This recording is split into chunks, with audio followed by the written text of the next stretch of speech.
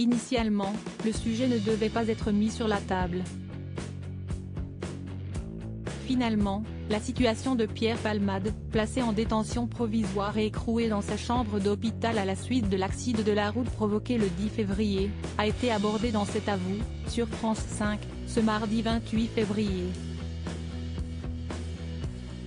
Invité, Julien Courbet s'est exprimé sur l'affaire Pierre Palmade, considérée comme inadmissible et impardonnable à ses yeux, à travers le prisme de son expérience personnelle. L'animateur de télévision et de radio est alors revenu sur le décès accidentel de l'un des membres de sa famille. Auprès d'Anne-Elisabeth Lemoine et de son équipe, Julien Courbet a raconté la scène qui a ôté la vie à son père. Il venait juste d'être à la retraite. Il marche sur le trottoir. Et, un homme au volant, qui avait bu, prend le virage à fond et le fauche. Il le fait exploser, il n'y a pas d'autre mot. Il le laisse par terre, et se sauve. L'homme a finalement été à la police, mais, pour faire croire que sa voiture avait été volée. Sauf que les policiers ont trouvé son comportement bizarre. À 5 h du matin, ils sont allés perquisitionner chez lui. Ils ont trouvé les clés de la voiture.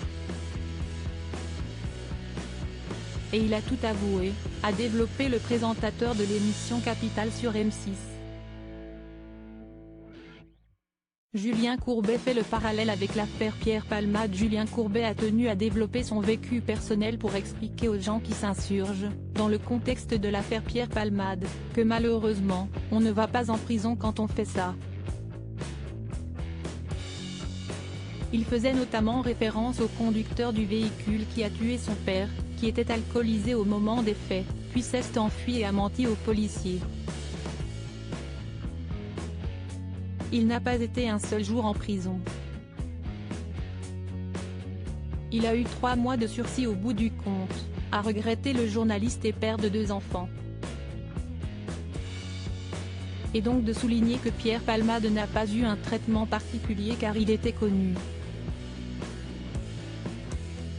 L'humoriste de 58 ans est toujours en détention provisoire à l'hôpital, après son AVC de ce samedi 25 février. Lors de son accident de la route, qui a provoqué 3 blessés graves et le décès d'un enfant porté par une femme enceinte, Pierre Palmade se trouvait sous l'emprise de la cocaïne. Crédit photo, capture d'écran France 5.